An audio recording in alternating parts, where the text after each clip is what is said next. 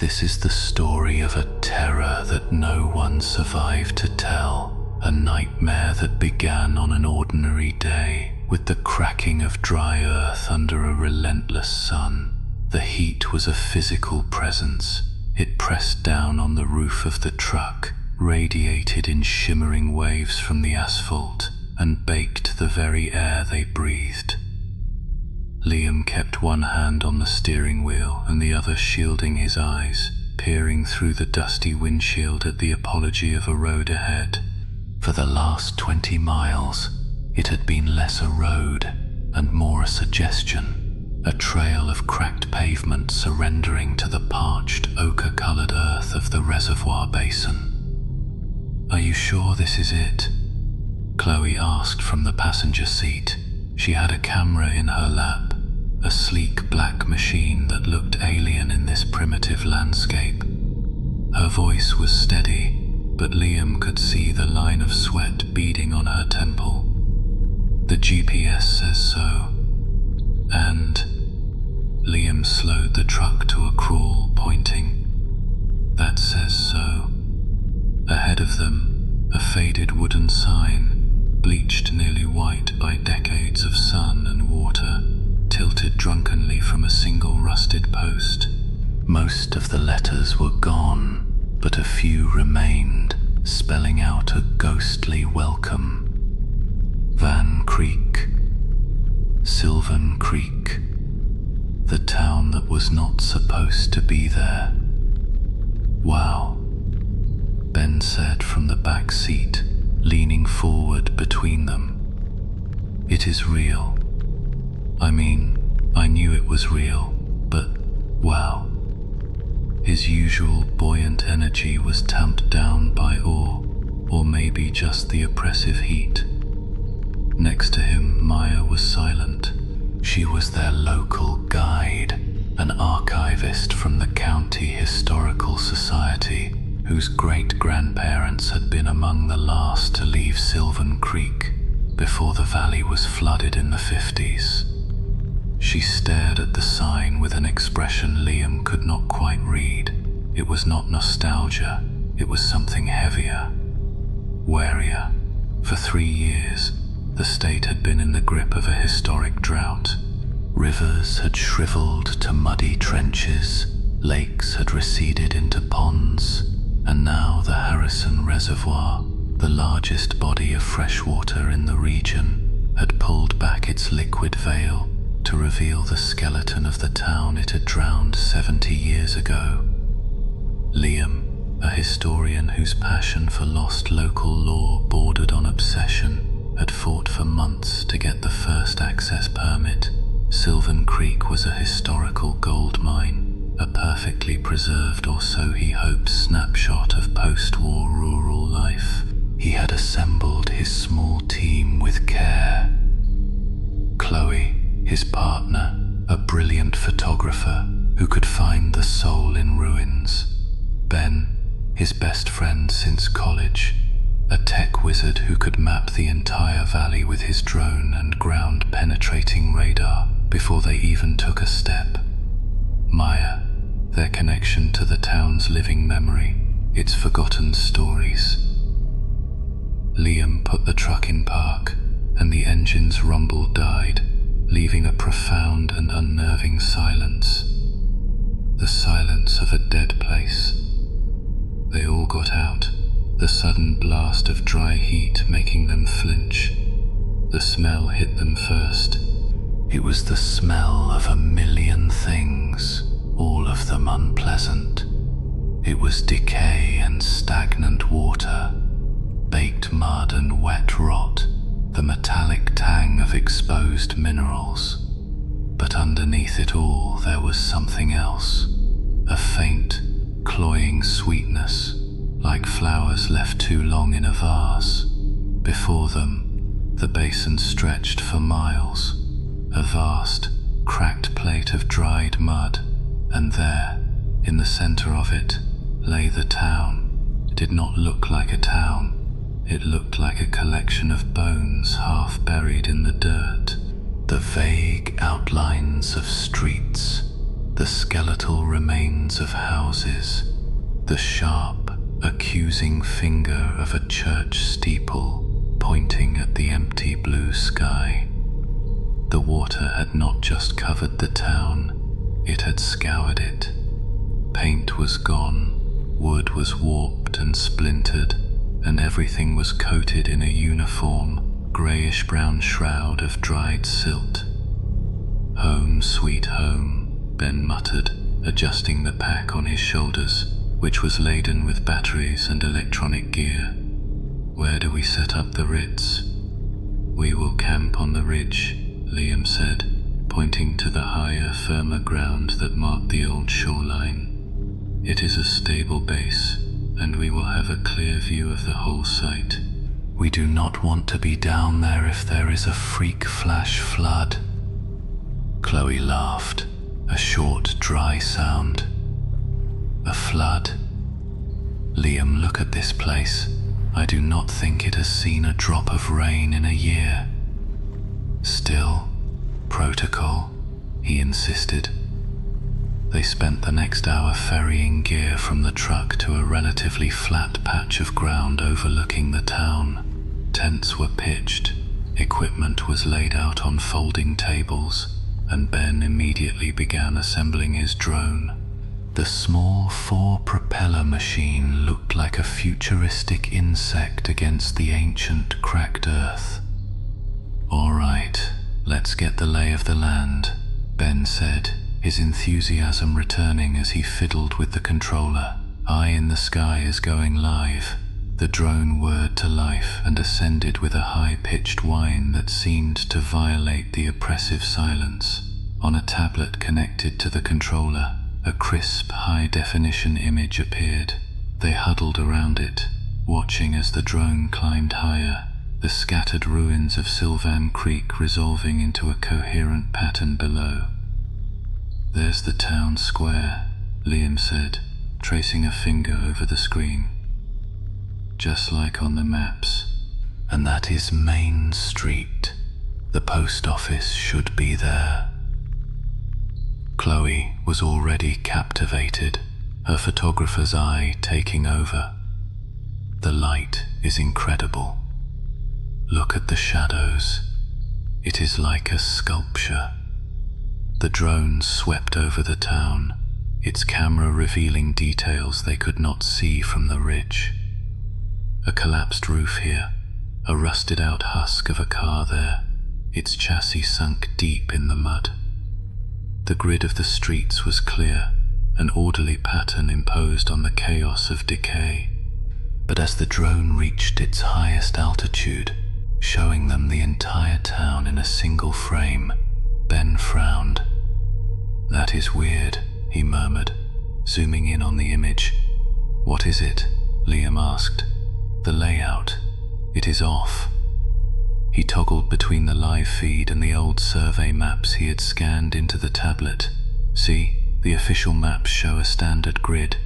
But some of these smaller streets, the alleys between the houses, they do not connect at right angles.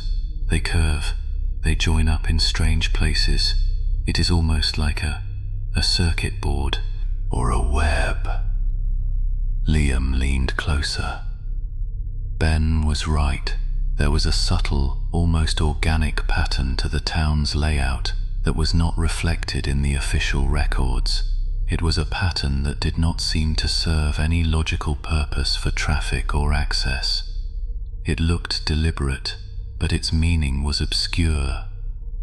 "Could be just informal paths the residents made," Chloe suggested. "Shortcuts." "Maybe," Ben said, though he did not sound convinced. He saved the image. Probably nothing. Signal distortion, maybe. The mud and mineral content could be messing with the imaging. Maya, who had been watching the screen in silence, finally spoke. Her voice was low. "They used to say the old paths were for walking, and the new paths were for something else." "What does that mean?" Liam asked, turning to her. She shook her head, her gaze distant. Just old talk. The kind of thing people say when a place gets quiet and lonely. My great-grandmother used to talk about it. She said the town had secrets before the water came for it. She offered a small, sad smile that did not reach her eyes. Every small town has its ghosts, I suppose. Her words hung in the hot, still air. Ghosts. It was the kind of romantic notion Liam, the empirical historian, usually dismissed. But here, with the skeletal town laid out before them, the word felt uncomfortably appropriate. "Well," Liam said, clapping his hands together with a forced briskness, "let us go meet them. Gear up. We will do a preliminary walkthrough of the town square before we lose the light." The descent into the basin was treacherous.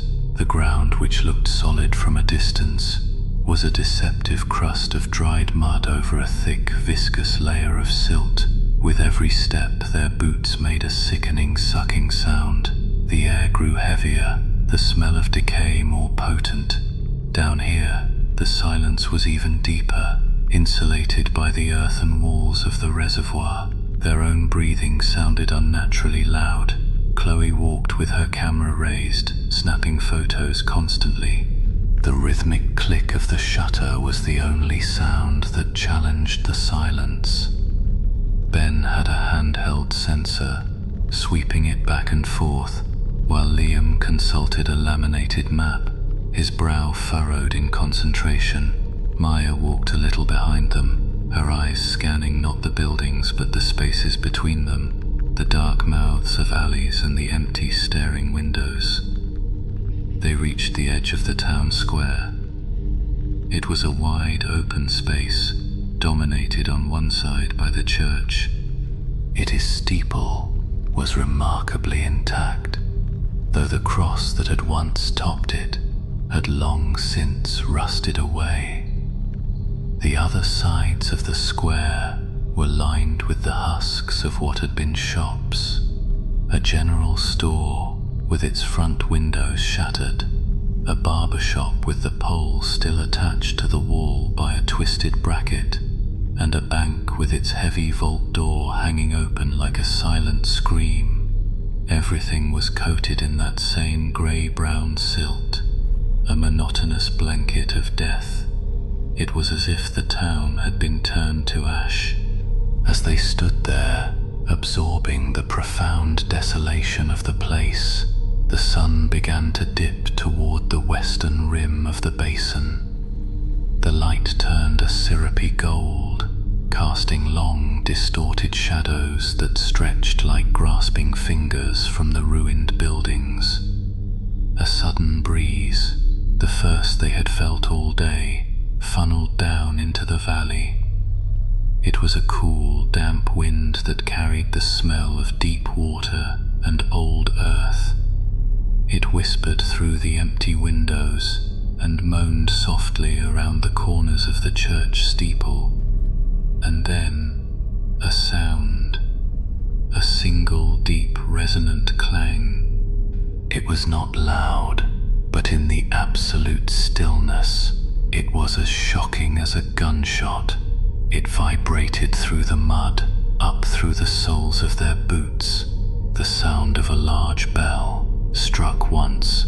They all froze, turning their heads in unison toward the church. "What was that?" Chloe whispered, her camera lowering. "The bell." Ben breathed, his eyes wide. Liam stared at the steeple. Impossible. The mechanism would be a single fused piece of rust after 70 years underwater. The wind could not move it. "It was not the wind," Maya said. Her voice was barely audible, tight with a fear that was suddenly terribly contagious. She was looking at the church with an expression of pure dread. It was a welcome. Liam's scientific mind raced, searching for a rational explanation. a piece of metal loosened by the wind, striking the bell, thermal contraction of the structure as the temperature dropped, an acoustic illusion caused by the valley's strange topography. Anything but what it sounded like. A deliberate act. "We need to check it out," Liam said, his voice firmer than he felt.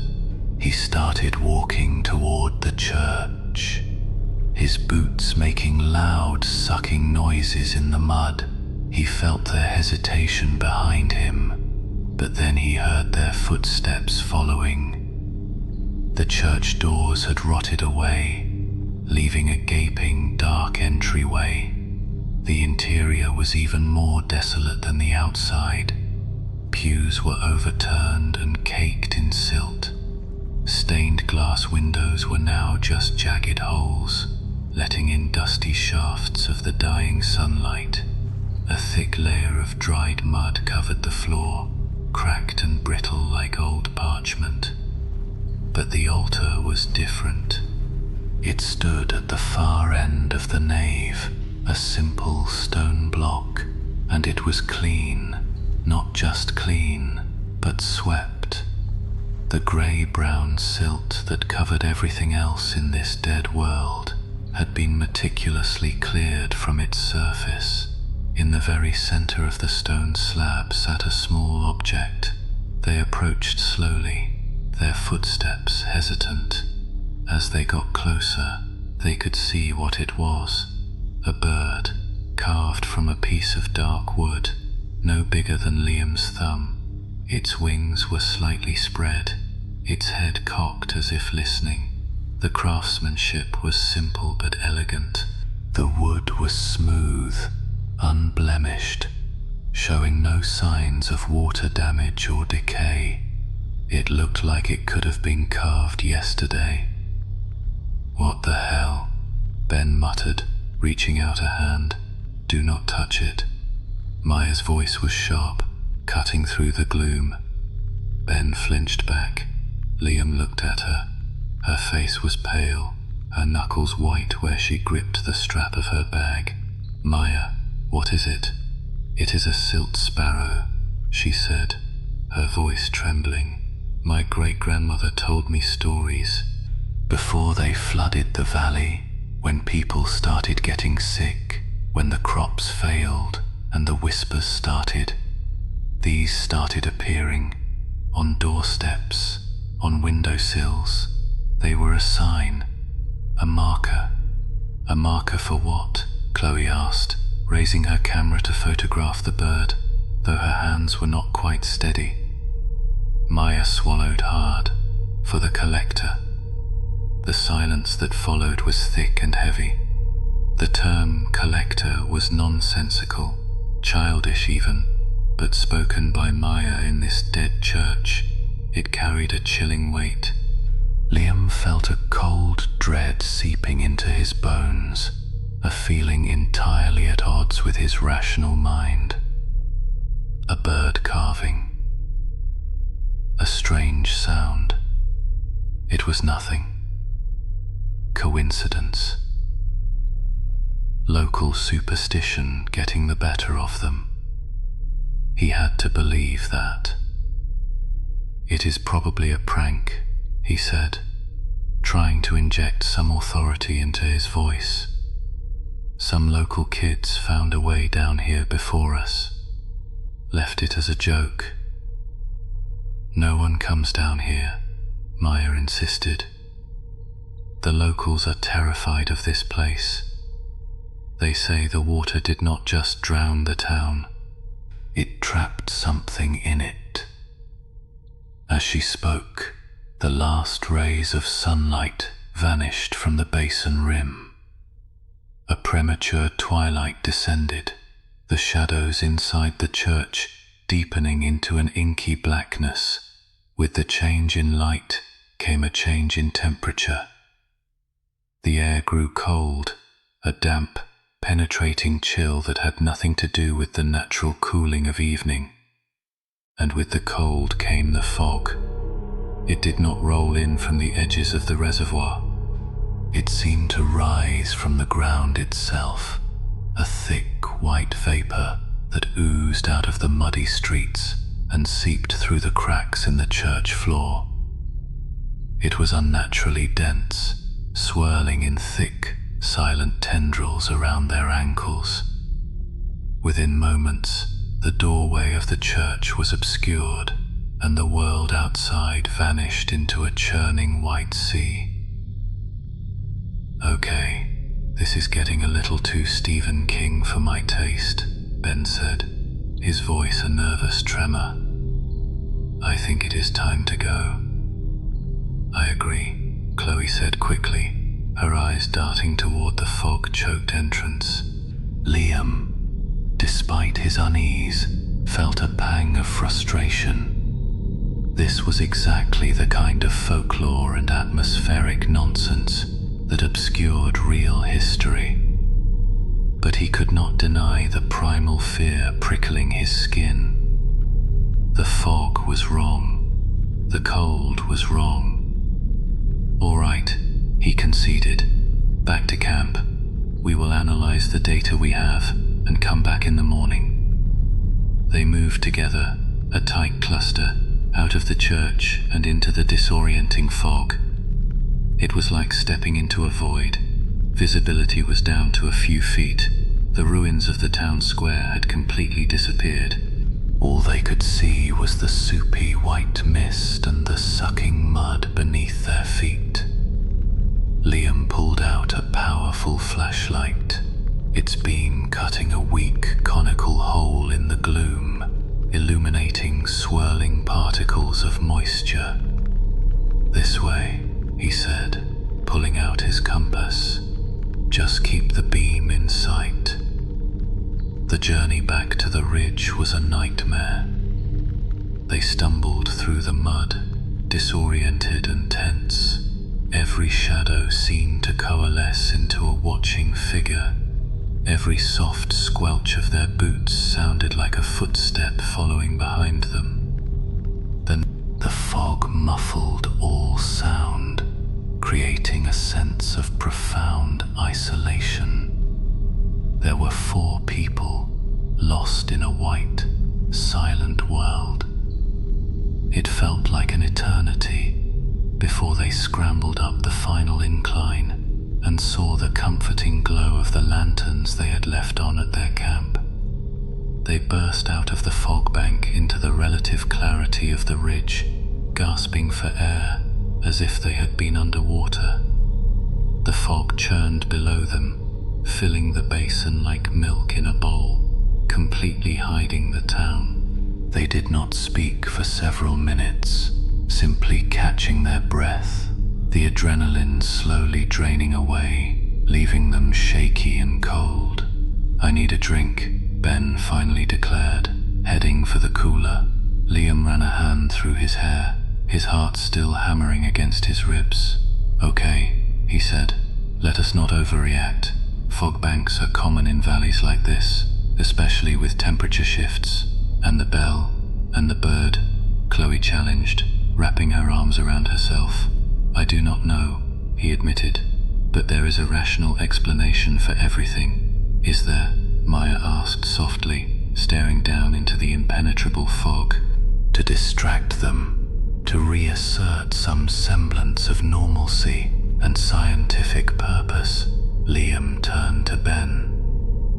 "Let us review the drone footage, see if we missed anything before all this." Ben nodded gratefully, popping open a beer and sitting down at the table with his tablet. "Good idea. Let us see what the eye in the sky saw." He brought up the files, scrolling through the aerial shots he had taken earlier. The images of the dead town filled the screen, looking even more desolate in the encroaching darkness. He zoomed in on the shot that had revealed the strange street patterns. "Still looks weird," he muttered, tracing the curving lines. He then swiped to the last video file, a high-altitude sweep he had taken just before they had decided to descend into the town. The footage was smooth, the camera panning slowly across the town square. He paused the video, "There we are," he said, pointing to 4 minuscule figures standing at the edge of the square. "That is us, just arriving." He played the footage forward a few seconds, then paused it again. He leaned closer to the screen, his brow furrowed. He hit the zoom function, magnifying the area around the church. The image became slightly pixelated, but the shapes were still clear. Their 4 small figures were there, standing in the open. But something else was there too. In the deep, dark shadow of the church's empty doorway, a place that should have been nothing but blackness, stood a 5th figure. It was tall, impossibly tall and thin. Its shape was indistinct, blurred by the shadow and the digital zoom, but it was undeniably humanoid. A stark, vertical slash of black against black. It had not been there when they were. Liam was sure of it. His blood ran cold. "Guys," Ben's voice was a choked whisper, "you need to see this." Liam and Chloe leaned in, their eyes fixing on the screen. Chloe gasped, her hand flying to her mouth. Liam felt a sickening lurch in his stomach. It was there, it was undeniably there, watching them from the shadows. Maya looked over their shoulders, and a small whimpering sound escaped her lips. "What is that?" Liam breathed, his scientific certainty shattering into a million pieces. Before Ben could answer, before any of them could process the impossible image on the screen, the generator that powered their lights and equipment gave a loud cough. It sputtered, choked, and then died. The lanterns went out, the tablet screen went dark. They were plunged into an abrupt and terrifying darkness. The only light was the thin, cold sliver of a crescent moon, and it was not enough. The ridge, their safe haven, was now just a patch of blackness on the edge of a silent, waiting abyss filled with fog. The silence pressed in, absolute and suffocating, and from the white sea below, from the direction of the hidden town, they heard a sound drift up through the mist. It was a soft, wet, dragging noise, the sound of something coming up the hill. For a long moment, nobody moved. The sudden plunge from the artificial daylight of their camp into the moon-starved dark was absolute. It felt like a physical blow, stealing their breath and sight. All that existed was the suffocating blackness, the clammy touch of the fog on their skin, and the sound, that terrible, wet, dragging sound. It was rhythmic, a heavy weight being pulled through the mud, a sound of immense effort and persistence. It was closer now, much closer than it had any right to be. Ben was the first to break the paralysis. He made a choked, gasping noise and fumbled at his belt, his hands searching frantically for the high-powered flashlight he always carried. The clumsy scrabbling of his fingers against the nylon holster was a frantic, desperate percussion against the slow, deliberate drag from the fog. "Ben, get the light," Liam hissed, his voice tight and strained. He reached out blindly, his hand finding Chloe's arm. She was trembling violently, her breathing coming in short, sharp rasps. He pulled her closer to him. "I am trying. I am trying. I am trying." Ben's voice was a high-pitched squeak of panic. "My hands. I cannot." The dragging stopped.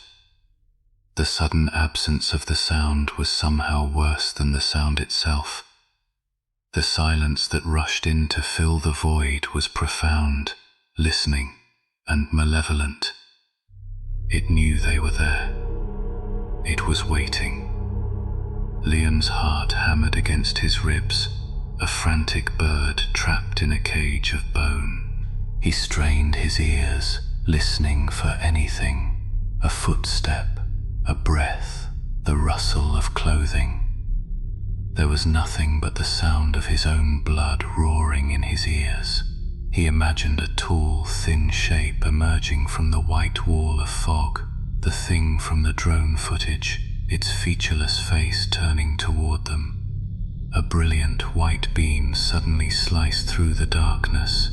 Ben had gotten the flashlight working. He wielded it like a weapon, sweeping the beam wildly across the edge of the camp. The light illuminated their discarded gear, the empty folding chairs, the table with the dead tablet. It caught the swirling tendrils of fog at the boundary of their campsite, making them glow like spectral smoke, but it revealed nothing else. The space where the sound had been was empty. There was only the mud and the mist. "Where is it?" Chloe whispered, her voice so faint it was nearly lost. "Did you see it?" Liam asked Ben, his eyes trying to pierce the gloom beyond the flashlight's beam. "Nothing," Ben said, his own voice shaky but growing steadier now that he had a light. "There is nothing there. It must have been an animal. A deer stuck in the mud." "That was not a deer," Maya said. Her voice was flat, devoid of emotion. It was the sound of someone who had expected this, who was resigned to it. In the sweeping beam of the flashlight, Liam could see her face. It was a mask of pale, calm terror.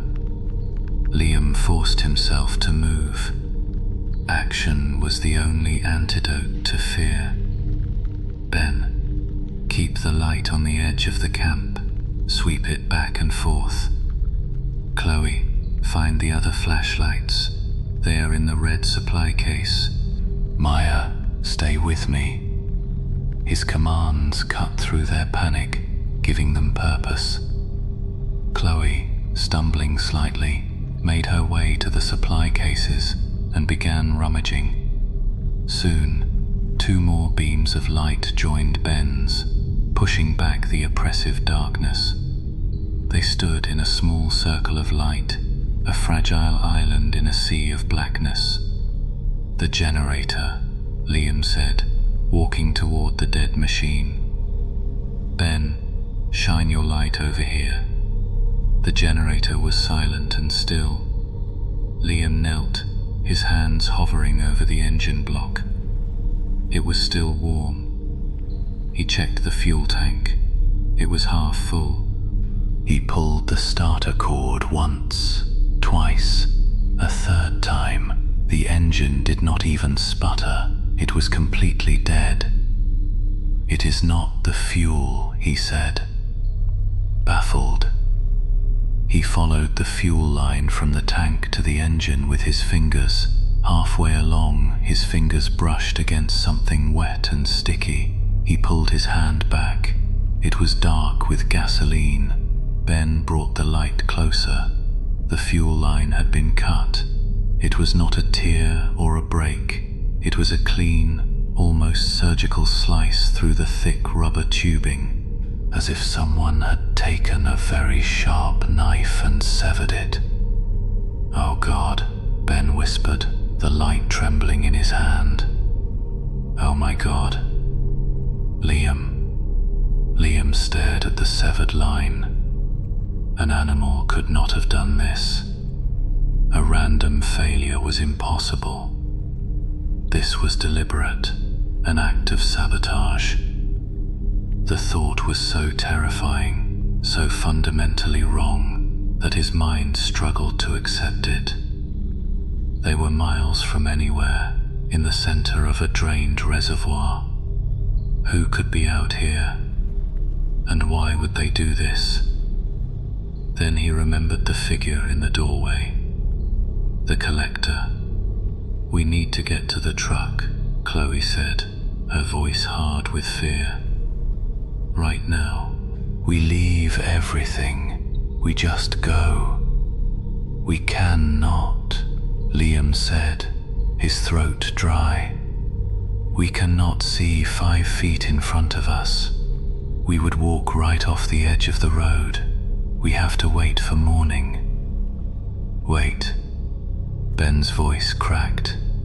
"Wait here all night with that thing out there. It cut the line, Liam. It wanted us to be in the dark. It is toying with us. Panicking is what it wants." Liam shot back, trying to convince himself as much as them. "We are safer here, with light, than we are blundering around in the dark. We have 3 powerful flashlights. We will take shifts. We will stay together. At first light, the fog will burn off, and we will go." His logic, however thin, was the only thing they had to cling to. To venture into the fog-choked basin on foot was suicide. To stay was terrifying, but it was the more survivable option. After a tense, whispered argument, they agreed. They dragged their gear into the largest of the tents, a 4-person dome tent that now felt terrifyingly flimsy. They zipped the flap shut, the sound unnervingly loud in the silence. Inside, the air was cold and smelled of nylon and fear. They sat in a tight circle on their sleeping bags, 3 flashlights pointed at the thin fabric of the door, their beams converging into a single bright spot. Liam had brought the small camp axe inside with them. It lay on the floor between them, looking pathetic and inadequate. The night was the longest of their lives. Every sound from outside was magnified, distorted by their terror. The whisper of the wind against the tent fabric sounded like a dry, sibilant voice. A drop of condensation running down the side was the slow scrape of a fingernail. For the first hour, there was nothing but these imagined sounds and the frantic beating of their own hearts. Then they heard it again, the dragging. It was distant this time, on the far side of the camp, the slow, rhythmic pull of something heavy moving through the mud. 1, 2, 1, 2. It circled the camp, a predator patrolling the edges of their firelight, always just beyond the reach of their senses. Sometimes it would stop for long, agonizing minutes, and they would hold their breath, listening, imagining it standing motionless just outside their tent, listening back. Ben started to quietly weep, his shoulders shaking in the dim light. Chloe had her arms wrapped around her knees, rocking back and forth, her eyes wide and unfocused. Maya was eerily still, her lips moving in what looked like a silent prayer. Liam gripped the handle of the axe, his knuckles white. He felt a crushing weight of guilt. This was his fault. His obsession had led them here, around what must have been 2 in the morning. A new sound began, a soft, wet tap. It came from the back of the tent, just a single, gentle tap. It was a curious sound, not overtly threatening, but in the context of the night, it was horrifying. They all froze, their flashlight beams swinging around to point at the spot. Tap. It came again from a different place, the side of the tent this time. It sounded like a wet finger pressing against the nylon. Tap, tap. Now on the roof, they were surrounded. "What does it want?" Chloe whispered, tears streaming down her face. Liam did not answer. He could feel a cold, rational part of his brain detaching, observing his own terror. The creature, or whatever it was intelligent. It knew they were trapped. It knew they were afraid. The cut fuel line, the circling, the tapping, It was all psychological. It was dismantling them piece by piece before it made its move. The tapping stopped as abruptly as it began. It was replaced by something far worse. A whisper. It was not a human voice. It was airy, dry, like the rustle of dead leaves, but it had an inflection, a cadence that was almost speech. It was carried on the wind, seeming to come from all directions at once. They could not make out words, just the sibilant, insinuating hiss of a voice that had no right to exist. It was the sound of the grave trying to speak. Liam felt his sanity begin to fray at the edges. This was impossible. It could not be happening. He was a historian. He dealt in facts, in evidence, in things that could be catalogued and explained. This was something else entirely. This was an ancient, predatory thing that defied all logic. And so the night went on. An eternity of listening, of waiting for the tent flap to be torn open. The flashlight batteries began to dim, their strong white beams fading to a sickly yellow. The darkness outside seemed to press in, hungry and patient. Dawn, when it came, was not the glorious salvation they had prayed for. It was a slow, grey dilution of the darkness. The world outside the tent turned from black to a deep, uniform grey. But the fog remained. Liam unzipped the tent flap a few inches and peered out. He could see no further than he could with the flashlight. The fog was a solid, unmoving wall. The sun was up. He could feel its absent warmth, a faint lightening in the greyness above, but it had no effect on the mist. It clung to the valley, thick, wet and claustrophobic. Their hope of the fog burning off, of a clear path to the truck, died in that moment. They stumbled out of the tent, haggard and hollow-eyed. The camp was as they had left it, but now it looked alien in the grey, featureless light. The silence was absolute. The dragging, the tapping, the whispers, all were gone. But the feeling of being watched was stronger than ever. "It is still here," Ben said, his voice a dead monotone. He scanned the wall of fog around them. "It is waiting for us." "The generator," Liam said, forcing himself back into the role of leader. "Ben, come with me. Maybe we can patch the line.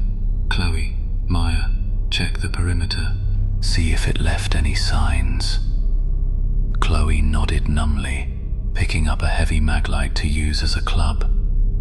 She and Maya began to walk the edge of the campsite, their feet crunching softly on the damp ground. Liam and Ben knelt by the generator. The cut was clean. They had a roll of duct tape, a laughably inadequate tool for the job. Still, they tried, wrapping the sticky tape as tightly as they could around the severed fuel line. "It is not going to hold," Ben said, his hands clumsy and shaking. "The pressure will just..." He was cut off by a scream. It was Chloe.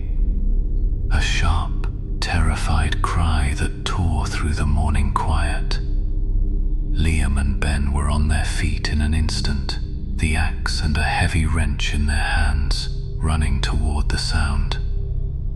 They found Chloe and Maya at the far edge of the camp, near the path that led down into the basin. Chloe was pointing at the ground, her face a mask of horror. Maya stood beside her, rigid, her hand covering her mouth. Liam followed Chloe's finger. In the soft, damp earth, at the very edge of where the fog began, there were tracks. They were not the prints of a man or an animal. They were long, narrow impressions, at least 2 feet in length. They were smooth, with no definition of heel or toe, just a deep, oblong gouge in the mud, as if something impossibly heavy, on long, bare feet, had stood there.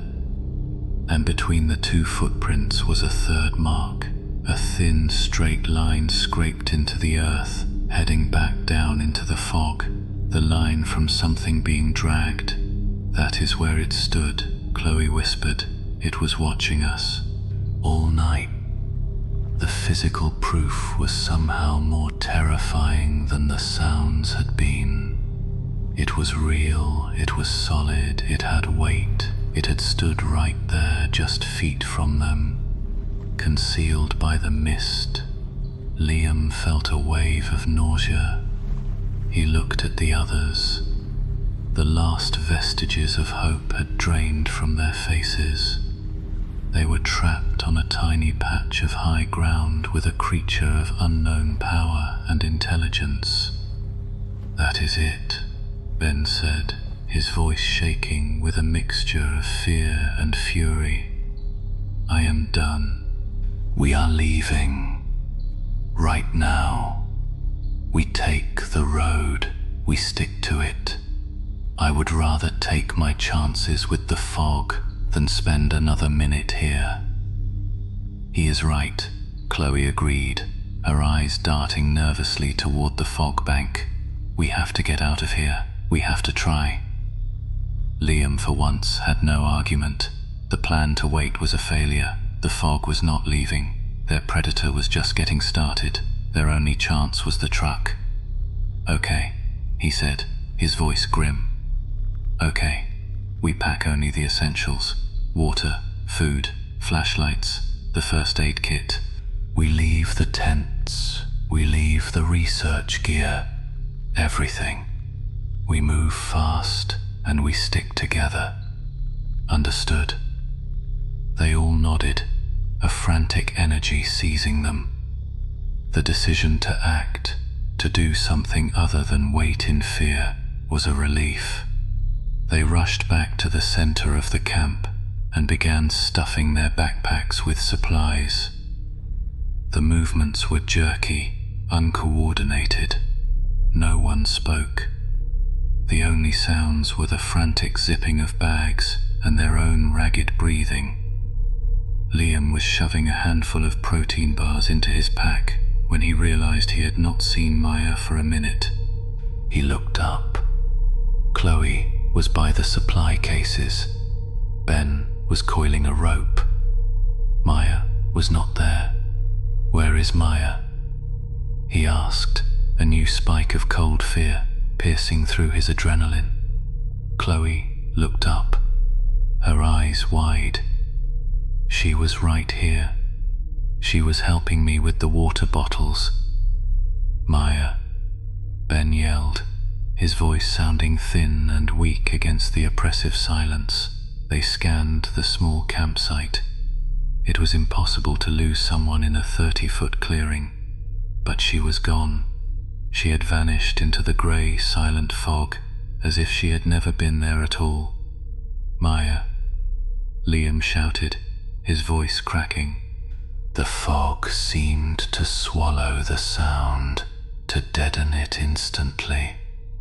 There was no echo, no reply, just a thick, waiting silence. They stood frozen for a heartbeat, their frantic packing forgotten. The terror of the night was nothing compared to this. The creature had not attacked them. It had taken one of them, silently, invisibly. Then from the basin below, a sound rose up through the fog. It was the church bell, a single, clear, resonant clang that vibrated in their chests. Then another, and a third. A slow, deliberate summons, just like the evening before. But this time, it was followed by another sound, a human sound, a brief, high-pitched scream of utter terror. It sounded like Maya. The scream was cut off abruptly, as if a hand had been clamped over her mouth. Silence returned. The bell was quiet. The voice was gone. They stared at each other, the unspoken question hanging in the cold, damp air. The truck was one way, the town, the church, and whatever had Maya was the other. "No," Ben whispered, shaking his head, taking a step back toward the road. "No way. We cannot. It is a trap. It is trying to lure us down there." "He is right, Liam," Chloe said, her voice pleading. "We cannot save her. She is gone. If we go down there, we will die too." Liam looked from their terrified faces toward the impenetrable wall of fog that hid the town. He thought of Maya, of her quiet warnings, of the fear in her eyes. He had brought her here. He had dismissed her stories. He was responsible. The guilt was a physical thing, a crushing weight on his soul. To run now, to leave her to that thing, was unthinkable. It was a betrayal he could not live with. He looked at the path leading down into the mist, the same path where they had found the impossible footprints. He picked up the camp axe, its weight a cold, grim comfort in his hand. "I am not leaving her," he said, his voice low and shaking, but with a core of unshakable resolve. "I cannot." He took a step toward the fog, toward the sound of the bell, toward the town that was waiting for them in the grey, silent dark. Ben stared at Liam as if he had lost his mind. "No, absolutely not." "Did you hear that scream? Did you see those tracks? That thing took her, Liam. It is a monster. We are getting in the truck, and we are leaving. That is the only sane thing to do. And if we make it to the truck," Liam's voice was dangerously quiet, "if we drive away and leave her here, what then? What do we tell people? How do we live with that? We live. That is how." Ben's voice rose, bordering on hysterical. "I do not know about you, but I am a big fan of living. Going down there is not a rescue. It is a suicide pact." Chloe stood between them, her face pale and drawn. She looked at the path leading down into the soupy white void, then back at Liam, his expression set like stone, the camp axe held tight in his grip. She saw the guilt that drove him, but she also saw a suicidal certainty that terrified her. "Ben is right, Liam," she said softly, her voice pleading. "It is a trap. It wants us to go down there. What can we possibly do against it?" "I do not know," Liam admitted, his gaze locked on the fog. "But we cannot just do nothing. We cannot abandon her." He turned to them, his eyes burning with a desperate intensity. "I will not leave her. If I have to go alone, I will." The ultimatum hung in the air, heavy and final. Ben looked from Liam's resolute face to the empty, fog-shrouded ridge around them. He imagined Liam and Chloe descending into the mist, their lights vanishing, leaving him utterly alone, alone with the silence, alone with the knowledge that the creature was out there, somewhere, and now it knew he was by himself. The thought was unbearable. His fear of the town was immense, but his terror of being left behind was, in that moment, just a fraction greater. He let out a shuddering breath that was half a sob. "Damn you, Liam. damn you for this." He cinched the straps of his backpack. It was not an agreement, but a surrender. Chloe closed her eyes for a moment. She knew this was madness. Every rational instinct screamed at her to grab Ben, get in the truck, and drive until the tires melted. But when she opened her eyes and looked at Liam, she knew she could not. They had come here together. She put her hand on his arm, a silent signal of her decision. His shoulders relaxed infinitesimally, a silent acknowledgement of his gratitude. There was no grand plan, there was no strategy, there was only the first step. Liam led the way, with Chloe behind him, and Ben taking up the rear, his movements reluctant and jerky. They stepped off the relative safety of the ridge and were swallowed by the fog. The transition was instantaneous and total. One moment they were in the grey, open air of the campsite. The next, they were in a featureless white world. The ground, the sky, the horizon, all gone. Visibility dropped to less than the length of Liam's arm. The fog was a physical presence, clinging to them with a damp, cold embrace, muffling the world. The only sounds were the squelch and suck of their boots in the deep mud, and their own harsh, ragged breathing, which seemed obscenely loud in the unnatural stillness. They moved in a tight, terrified huddle. Liam held his compass, its needle wavering erratically, but it was their only guide. He kept one hand outstretched behind him for Chloe to hold, and she in turn kept a hand on Ben's pack. They were a three-person chain, a fragile link of humanity adrift in a sea of nothing. The descent was a slow, agonizing process. The mud was deeper here, greedier. It pulled at their boots, trying to hold them, to drag them down. Twice, Ben slipped and fell, letting out a small, terrified cry as he was caught by Chloe before he could be separated from them. The white emptiness was disorienting, playing tricks on the mind. Shapes seemed to coalesce in the periphery, dark forms that would dissolve the moment they turned their heads. The minutes stretched into an eternity.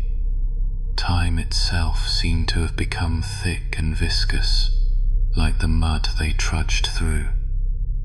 After what felt like hours, the ground began to level out. They had reached the basin floor. According to Liam's compass and his memory of the map, they were on the edge of the town square. He stopped, and the others bumped into him.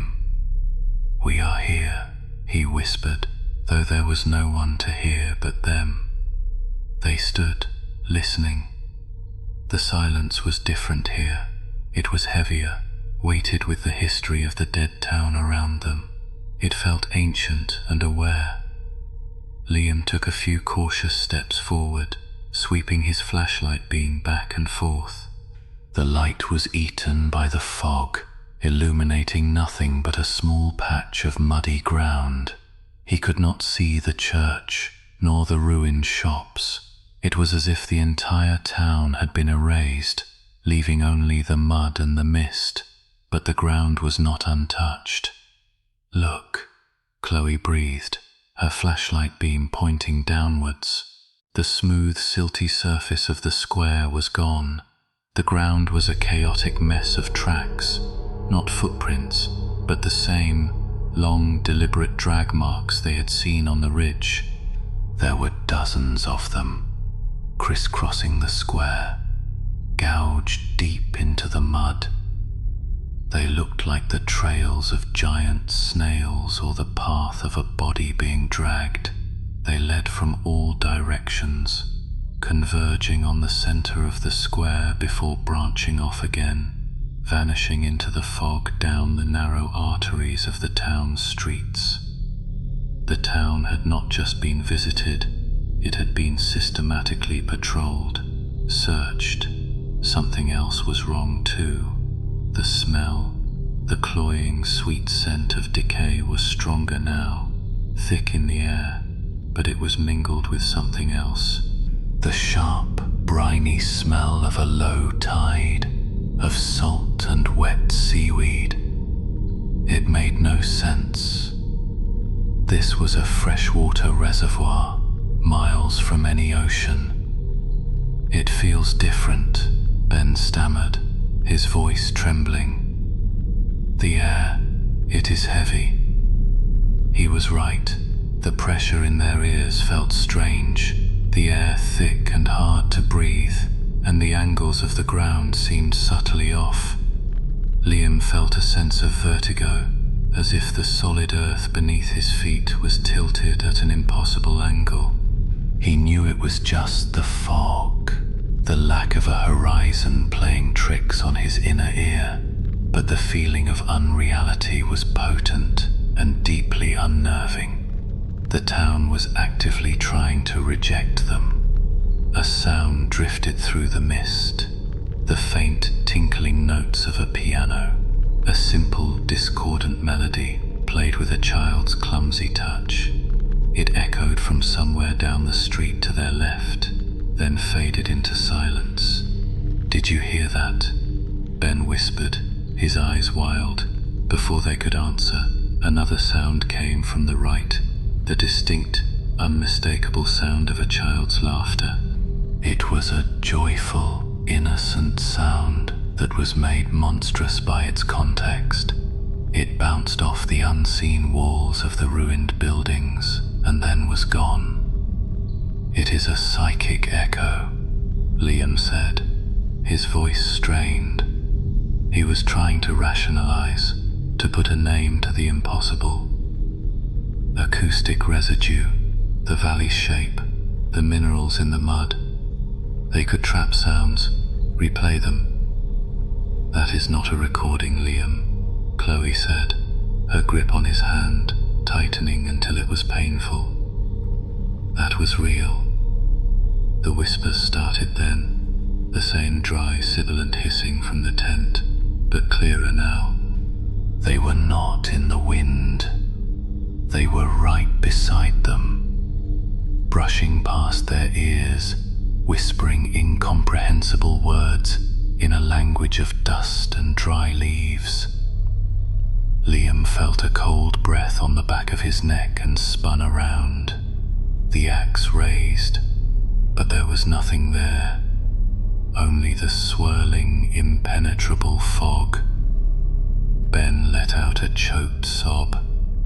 "It is inside my head. I can hear them. They are talking." He clamped his hands over his ears. "Make them stop." "Ben, listen to me," Liam said, grabbing his friend's shoulders. "There is nothing there. It is the stress, the fog. It is an auditory hallucination." But even as he said it, he did not believe it. The whispers felt real. They felt intimate and violating. They had to keep moving. Their only clue, their only hope of finding Maya, was the bell. They had to get to the church. Liam reoriented himself with the compass. He chose the most prominent drag mark, a wide, deep furrow in the mud, and began to follow it. It led directly toward the part of the square where the church should be. As they moved, their flashlight beams picked out something small and dark lying in the center of the drag mark. Chloe knelt to get a closer look. It was a shoe, a small button-up leather shoe, the kind a child would have worn in the 1950s. It was caked in mud, but otherwise perfectly preserved. They kept walking, their lights scanning the path ahead. A few yards further, they found something else. A silver locket on a delicate chain, half buried in the silt. Liam picked it up.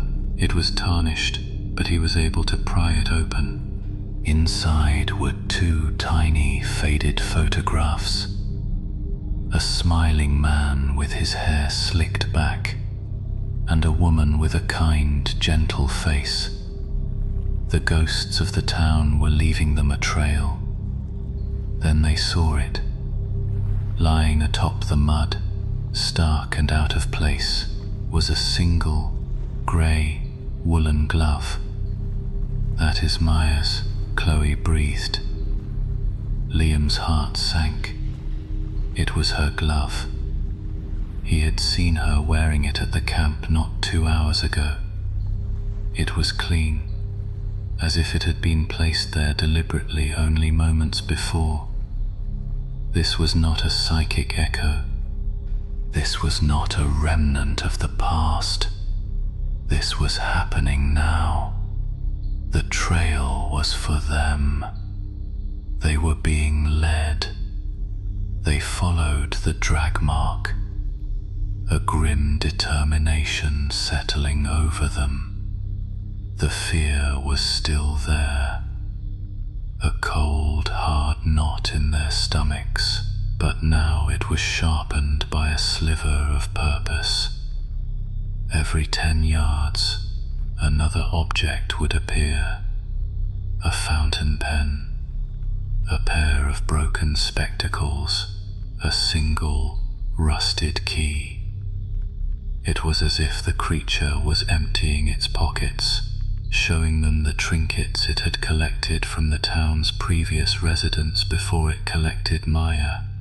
Finally, a vast, dark shape loomed out of the fog. The church. It seemed larger than it had the day before, its steeple lost in the swirling mist above, its gaping doorway a blacker patch of darkness in the grey gloom. The air around it was colder still, the sweet smell of rot overpowering.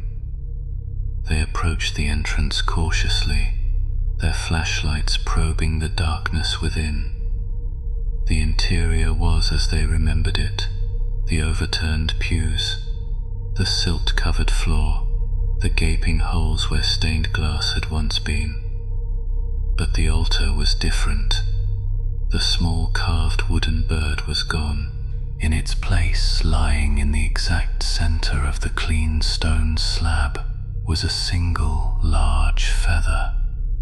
It was impossibly white, pure and brilliant, as if it belonged to a swan or an angel.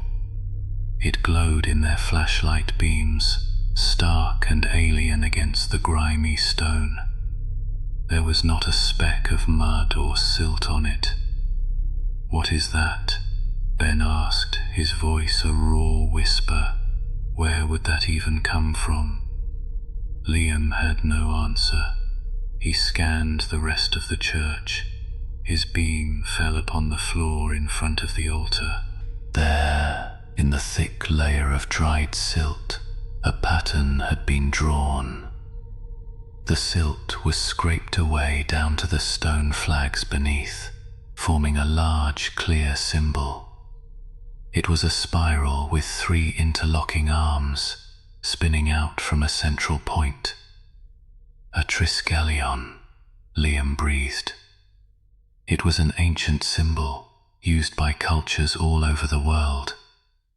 It had meant many things: life, death, rebirth, past, present, future, spirit, mind, body.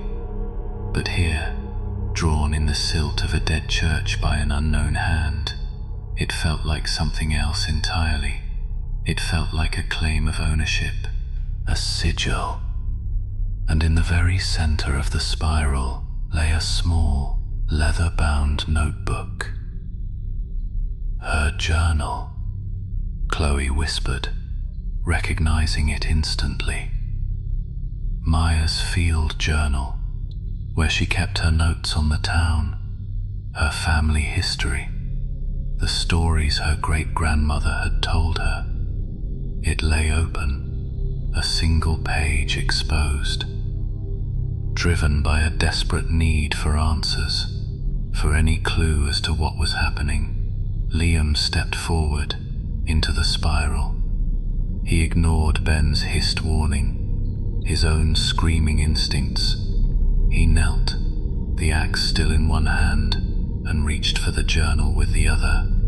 The moment his fingers brushed against the leather cover, it happened. Behind them, a sound like a crack of thunder echoed through the nave, a massive grinding boom of wood against stone. Liam spun around, his heart leaping into his throat. The entrance to the church was gone. In its place were two massive wooden doors that had not been there a moment before. They were thick, ancient, and bound with rusted iron straps. They had slammed shut, plunging the church into a thick, suffocating darkness. A final, horrifying sound followed the slam. The loud metallic scrape and thud of a heavy iron bolt sliding home. They were locked in, their 3 flashlight beams, now seeming pitifully weak, cut frantic, panicked arcs through the sudden total blackness. Ben screamed, a raw animal sound of pure terror, and scrabbled at the massive doors, his fingers finding no handle, no seam, only solid, unyielding wood. It was a trap, he shrieked, pounding his fists against the door. "We are trapped." Chloe let out a strangled cry, her light dancing wildly over. Liam remained kneeling in the center of the symbol, his blood frozen in his veins.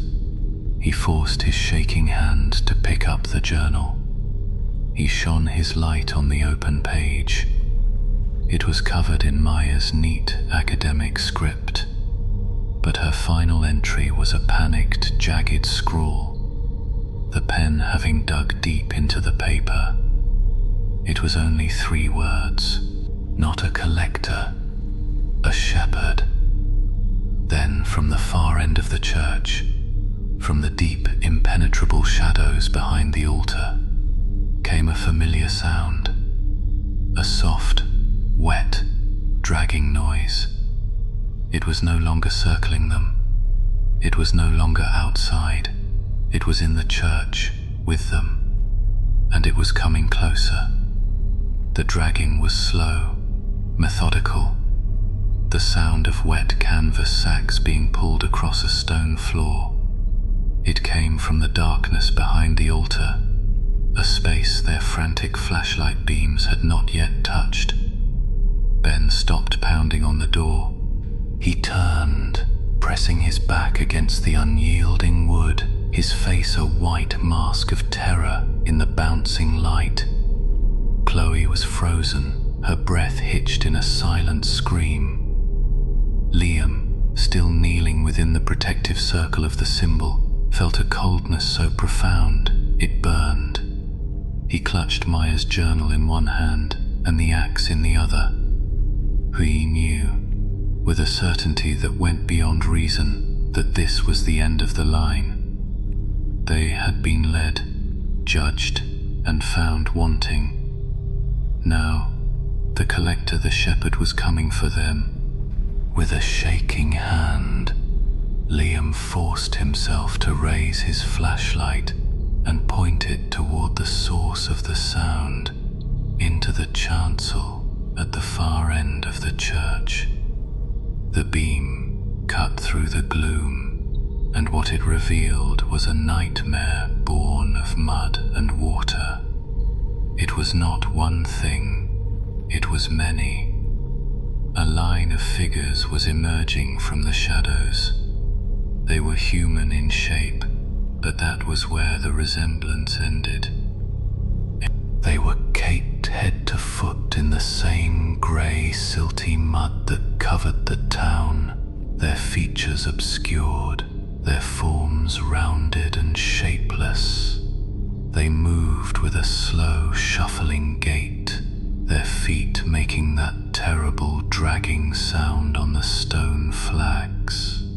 Their heads lolled on their necks at unnatural angles, and their arms hung limp at their sides. They were puppets made of clay and drowned bone. There were perhaps a dozen of them, stumbling forward in a loose pack. As they drew closer, details became hideously clear. The mud that coated them was streaked and clotted, as if it had been drying for decades. Patches of tattered 1950s-era clothing were visible beneath the grime. A woman's floral dress, a man's suspenders, a child's small overalls. Their eyes, where they could be seen, were milky white orbs, blind and staring. Their mouths hung slack, dribbling thin streams of muddy water onto the floor. They were the flock, the drowned residents of Silvan Creek. Liam felt his stomach heave, but it was what he saw behind them that made his blood turn to ice.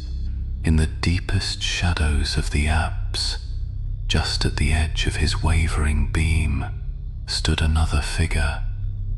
It was tall, so tall its head was lost in the darkness of the vaulted ceiling.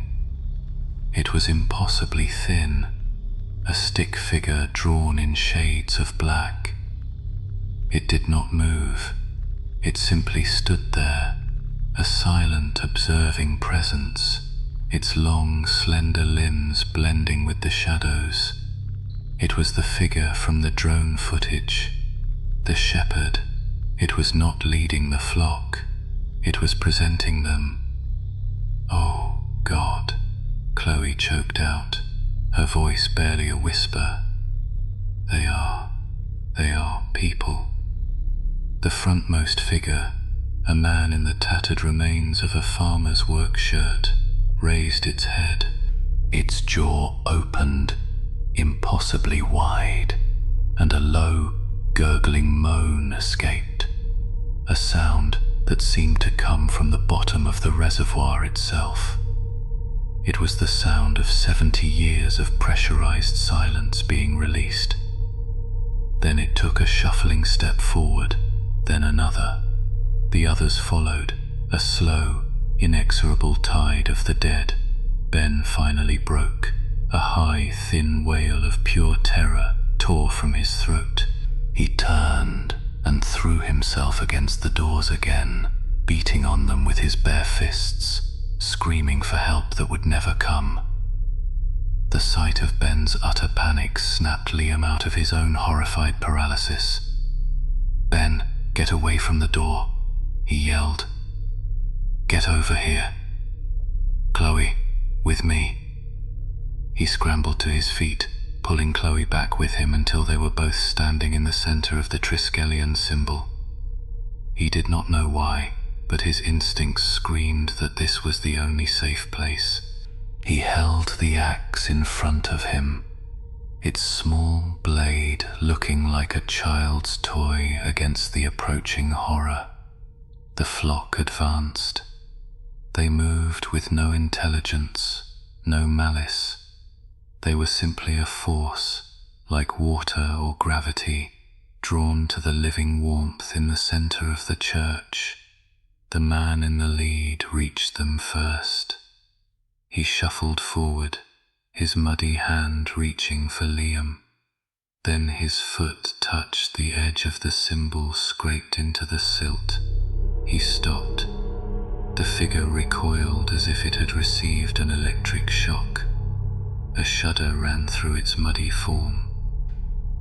It let out another low, agonized moan and stood there, its bare, silt-caked feet planted just inches from the line, its empty eyes fixed on them, its hands twitching at its sides.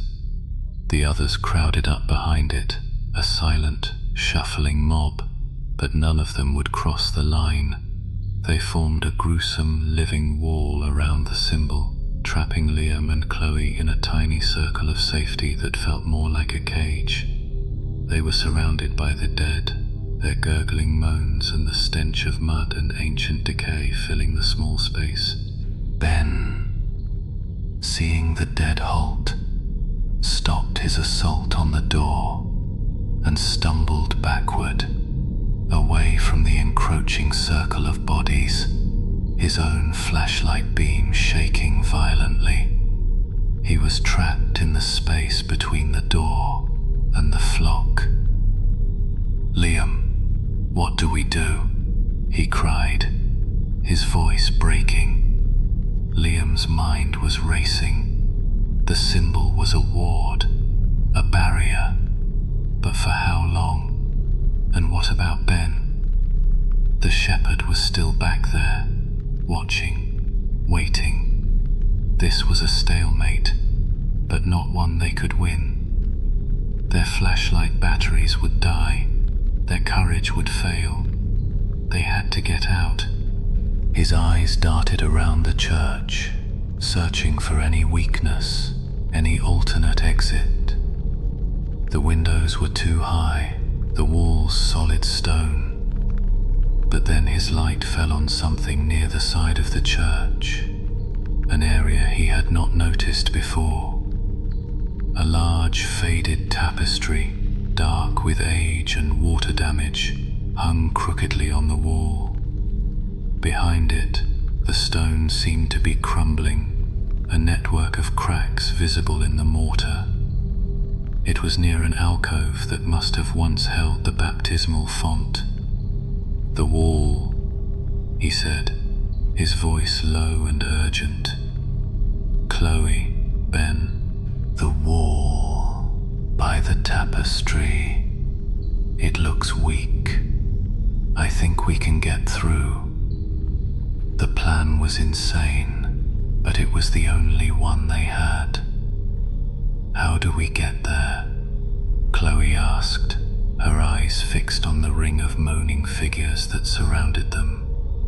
"We run," Liam said grimly. "I will go first. I will try to make a hole. You keep them back. Ben, on my signal, you run for the wall. Do not stop for anything. Go." He did not wait for an answer. He took a deep breath, tightened his grip on the axe and charged. He leaped over the line of the symbol and slammed into the muddy figures blocking his path. It was like hitting a wall of wet clay. The impact was sickeningly soft. The figures stumbled back, their movements clumsy and uncoordinated. They did not fight back in a human way. They just pressed forward, a mindless weight, their muddy hands grasping, clawing. The stench was overwhelming. A cold, wet hand brushed his cheek, and he recoiled, smashing the flat of the axe into the creature's chest.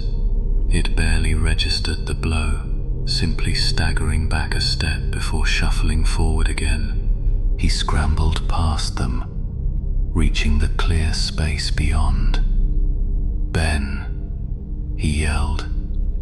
From the corner of his eye, he saw Ben break from the door and sprint across the open floor.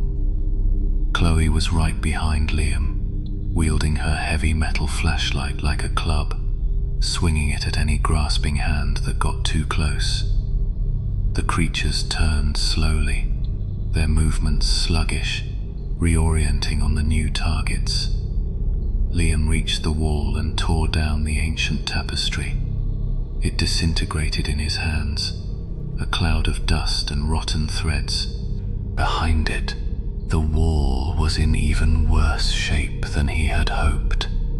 The mortar was crumbling, and several large stones were loose. He raised the axe and brought the pointed end down with all his strength. The impact was jarring, sending a shockwave up his arm. Mortar and dust exploded from the wall. He struck it again. He struck it again, the sound of the blows echoed like cannon fire in the enclosed space. Behind him, Chloe screamed. He risked a glance back. Ben had made it to the wall, but Chloe was struggling, cornered by 3 of the figures. One of them, a small, child-sized creature, had a grip on her jacket. She was kicking and swinging the flashlight, her face a mask of revulsion and terror. From the back of the church came a new sound, a high, piercing shriek. It was the whispering voice, now amplified, concentrated into a cry of pure rage and command. It was the shepherd. The shriek acted like a spur to the flock. Their sluggish movements became faster, more aggressive. They converged on Chloe, their moans rising in pitch. Liam roared and abandoned the wall, charging back to help her. He swung the axe in a wide arc, catching one of the creatures in the shoulder. The blade sank into the mud and the rotten fabric beneath, and the thing fell back without a sound. He grabbed Chloe's arm and pulled her toward the wall. "Keep hitting it," he yelled at Ben, who was staring, paralyzed with fear. "Ben, snap out of it. Hit the wall." The command broke Ben's stupor. He started grabbing at the loose stones, pulling them free, his hands already scraped and bleeding. Liam joined him, alternating between hammering at the wall with the axe and kicking back at the shambling dead that were now clawing at their legs. With a final, desperate blow from the axe, a large section of the wall collapsed inward. A hole, just big enough to crawl through, opened up to the grey, foggy world outside. "Go." Liam shoved Chloe toward the opening. "Get through." She scrambled through the hole, her clothes snagging on the rough stone. Ben was right behind her. Liam turned for one last look at the church. The flock was a writhing mass of mud and limbs, trying to get through the narrow breach, and behind them, stepping out of the shadows for the first time, was the shepherd. It was a thing of impossible geometry. Its limbs were too long, its joints bent at angles that were subtly wrong. Its body was a thin black silhouette, and it had no discernible face, only a smooth, pale, ovoid shape where a head should be. On its back, 2 great skeletal protrusions that looked like folded wings were silhouetted against a faint internal light. As it moved, it did not walk. It seemed to glide over the floor, a shadow detaching itself from the deeper darkness. It raised a long, 3-jointed arm and pointed a slender, talon-like finger at Liam. The whispers flooded his mind, no longer a faint hiss but a clear, cold, commanding voice. "Mine." Liam turned and threw himself through the hole, tumbling out onto the wet ground of the graveyard. The relief of escape lasted only a second. They were in a maze of leaning, moss-covered tombstones that jutted from the mud like broken teeth. The fog was just as thick here, the visibility just as poor. They were not alone.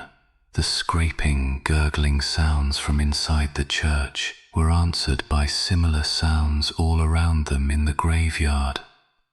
Shuffling footsteps in the mud, the snap of a twig, a low moan from their left, answered by one on their right. The entire flock had not been in the church. Some of them were already out here, waiting. "We have to move," Liam gasped, getting to his feet, back to the square. They began to run, stumbling through the disorienting maze of stone. Dark, human-like shapes moved in the periphery, always half seen, melting back into the fog when they turned their lights on them. The shepherd's tall, thin form was glimpsed between the tombstones, moving with an unnatural speed and silence, always staying just at the edge of their vision, a silent conductor orchestrating its dead orchestra. They were being herded again. Driven, they burst out of the graveyard, not into the open space of the square, but into a narrow, winding alleyway. It was one of the strange, curving paths they had seen on the drone footage. The walls of the ruined buildings pressed in on either side, their empty windows like the sockets of skulls. The whispers intensified here, becoming a cacophony of voices. They were no longer directed at them, but were echoes of the past, the town's final, terrified moments. It is not the water. Look at the sky. A ghostly image flickered in front of them, a woman with a baby in her arms, looking up in terror. Do not let it touch you. The phantom sound of running feet, of screams of agony. The bell. It is calling the bell. The alley was a psychic wound, bleeding the town's death throes into their minds. Ben clutched his head, stumbling. I cannot, he said. It is too much. Keep moving, Liam urged, pulling him along. Do not listen to it. They ran, their lungs burning, their minds reeling from the psychic assault. The shambling footsteps of the flock were right behind them, a relentless wet percussion. The alley twisted and turned, and they were completely lost. It ended abruptly, not at another street, but in a small, muddy courtyard dominated by the dark facade of a large two-story brick building. A faded sign hung over a pair of wide, metal-clad doors. Silvan Creek Cannery. The building was a hulking, industrial brute, its windows boarded up, its bricks dark with moisture and age. The briny, oceanic smell was overpowering here, and a low, rhythmic, pulsing sound, like a giant slow heartbeat, emanated from within. Thump, thump, thump. Liam looked behind them. The mouth of the alley was filling with shambling figures, their milky eyes glowing faintly in the fog. Their escape was cut off. There was nowhere to go. One of the cannery's heavy doors was slightly ajar. A deep, impenetrable darkness lay beyond it. No, Chloe said, her voice trembling. Liam, no, not in there. We do not have a choice, he said grimly. The flock was advancing, shuffling into the courtyard, forming a semicircle to drive them forward. The pulsing from within the cannery grew stronger, a deep, resonant hum that they could feel in the soles of their feet. It was a sound of immense, dormant power, of something waiting. With the dead behind them and the unknown darkness in front, Liam made the only choice he could. He pushed on the heavy door. It swung open with a groan of rusted hinges, revealing a cavernous, pitch-black space. He took a step inside, and Chloe and Ben followed, pressing close behind him. The door swung shut behind them with a heavy, final thud, plunging them once again into absolute darkness, the sounds of the flock cut off. They were alone with the slow, steady and ancient heartbeat of whatever lay waiting in the heart of the cannery. The thud of the cannery door sealing them inside was a sound of absolute finality. It was the sound of a tomb being closed. The darkness that fell was not merely an absence of light. It was a physical substance, thick and suffocating, pressing in from all sides. The air was heavy, tasting of brine, rust and something else, a coppery metallic tang like old pennies or fresh blood, and beneath it all, the sound, thump thump, a slow, deep, resonant pulse that was more felt than heard. It vibrated up from the concrete floor, through the soles of their boots and into their bones. It was the slow, steady heartbeat of a colossal, sleeping thing. For a full minute, they were statues, too terrified to move, too shocked to speak. Their ragged breaths were tiny, insignificant sounds against the vast, rhythmic pulse of the darkness. Ben made a small, whimpering noise, a sound of a man who had been pushed far beyond the limits of his sanity. Liam was the first to act. His hands, slick with sweat, fumbled with his flashlight. The switch clicked, but the beam that emerged was pathetic. The batteries were dying. A cone of weak yellow light cut a small, trembling hole in the oppressive black, illuminating almost nothing. Chloe and Ben's lights were in a similar state. Their combined beams were barely enough to see each other's pale, grimy faces. "We cannot stay here," Liam said, his voice a harsh whisper that the pulsing seemed to swallow. "The door will not open. We have to find another way out." It was a lie, or at least a hope masquerading as a plan. He knew, with a dreadful certainty, that there was no other way out. The shepherd and its flock had not driven them in here to let them escape through a back door. They had been delivered. They huddled together, their 3 weak beams pointed forward, and took their first tentative steps into the cannery. They were in a vast, cavernous space. The ceiling was lost in the darkness above them, and the walls were distant, unseen. The floor was a forest of derelict machinery, huge, rust-pitted shapes that loomed out of the darkness like prehistoric beasts. Conveyor belts snaked between massive cylindrical vats. Presses and slicers stood silent, their metal teeth and blades glinting dully in the weak light. But something was wrong with the machinery. It was not just rusted and decayed, it was changed. Everything was coated in a thick, black, glistening substance that looked like tar. It was not silt or mud. It was organic. In the rhythmic pulse of the cannery, this black ichor seemed to shimmer, to very faintly glow with a dim internal luminescence. And worse, strange, vein-like tubes, thick as a man's arm and made of the same black material, snaked across the floor, connecting the machines to each other and leading deeper into the darkness. The cannery was not a dead factory. It had been repurposed. It was part of a vast, living system.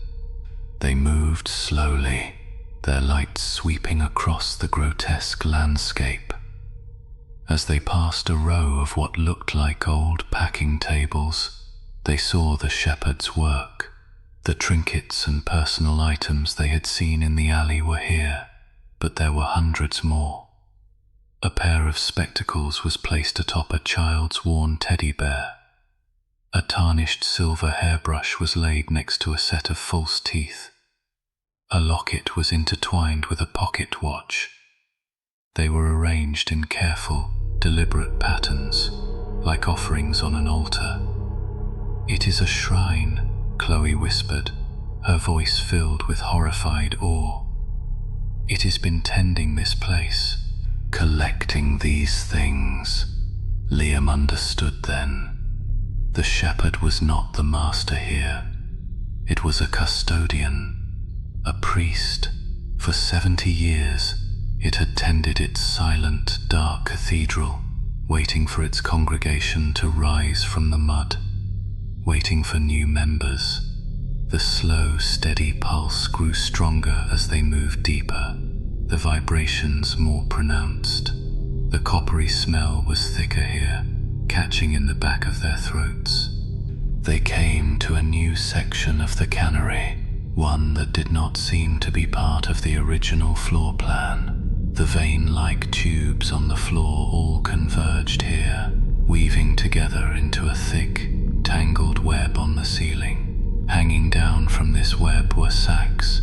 There were dozens of them, suspended in the darkness like grotesque, leathery fruit. They were semi-translucent, and each one pulsed with a faint, sickly green light from within. They were the size of a human body, and they twitched and swayed slightly in a draft that was not there. Ben gagged, stumbling backward. What are they? What is in them? Liam felt a cold dread wash over him. He knew. He did not want to know, but he did. He raised his failing flashlight, its beam struggling to pierce the gloom, and aimed it at the nearest sack. Inside, suspended in a thick, amniotic fluid, was a human form. It was indistinct, its features blurred, but it was undeniably a person. A thick, black tendril, an umbilical cord of pure darkness, was attached to the base of its skull. The body was pale and bloated, and patches of the black ichor were beginning to form on its skin, like a creeping mold. It was a chrysalis, a womb. This is how the flock was made. He swept the light across the other sacks. Each held a body in a similar state of horrific transformation. Some were little more than skeletons.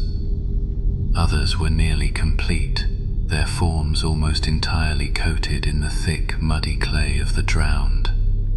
Then the beam fell on a sack near the center of the room. This one was different. The body inside was fresher. It still had color in its skin. It wore modern clothing, now dark and sodden. It was a woman. Her dark hair floated around her face in the thick fluid. It was Maya. "No," Chloe breathed, her hand flying to her mouth. She took an involuntary step forward. Maya's eyes were closed. She seemed to be asleep or unconscious. A single thick tendril was fused to the back of her neck, pulsing in time with the heartbeat of the cannery. As they watched, a thin trickle of the black substance oozed from the tendril and began to spread across the skin of her shoulder. They were watching her transformation. They were watching her being consumed and reborn into one of those things. The sight broke something in Liam. The historian, the rational academic, was burned away by a white-hot, primal rage. The fear was still there, a cold stone in his gut, but it was now eclipsed by a ferocious, protective fury. He looked from Maya's placid, sleeping face to the web of tubes leading deeper into the factory. "Whatever is doing this," he snarled, his voice a low growl. "I am going to kill it." He turned and stalked down the main corridor, following the pulsing sound to its source. Chloe and a trembling Ben hurried after him, their own fear momentarily overridden by the sheer force of his anger. The corridor opened up into the cannery's main processing floor. A vast circular chamber with a ceiling so high it was lost in absolute darkness. All the black vein-like tubes snaked their way here, across the floor and walls, converging on the center of the room. In the center of the chamber was a gigantic sunken vat, at least 40 feet in diameter. It had once been used for cooking or processing fish, but now it was filled to the brim with a shimmering black viscous liquid, the same ichor that coated the entire factory. The liquid swirled slowly, and the deep rhythmic pulsing that had guided them was coming from within the vat itself. Rising from the center of this black pool was the source, the heart. It was a colossal organic mass of pale flesh like tissue. It was not one shape, but a constantly slowly shifting mountain of biological matter. The surface was covered with dozens of milky white, unblinking eyes of varying sizes. They stared out in all directions, seeing nothing and everything. Between the eyes were mouths, small puckered orifices that would occasionally open to whisper a fragment of a memory, a single word from a long-dead resident of Silvan Creek. Sarah, the boat, cold. The heart was the source of the whispers. It had consumed the town's memories, its very identity. Dark, powerful tendrils, thick as tree trunks, writhed out from its base, plunging into the black liquid and connecting to the tubes that networked throughout the cannery. It was a living engine, a god fetus, and the entire town was its womb. They could only stare, their minds struggling to comprehend the sheer cosmic wrongness of the thing. This was what the drought had uncovered. This was the secret the water had been keeping. As they stood, transfixed in horror, a shadow detached itself from the far side of the chamber. The shepherd glided into the room, its impossibly long limbs moving with a silent, fluid grace. It stopped between them and the vat, its smooth, featureless faceplate of a head turning to regard them.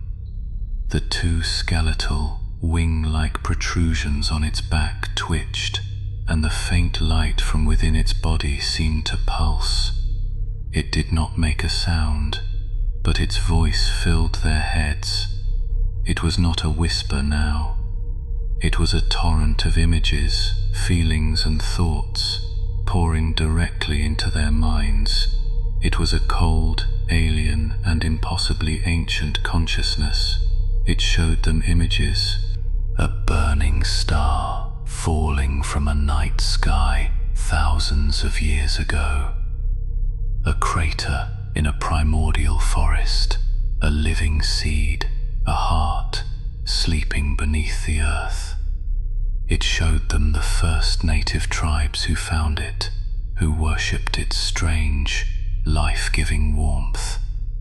It showed them the settlers who built the town of Silvan Creek, not by chance, but drawn to the power, their beliefs twisting into a dark cult over generations.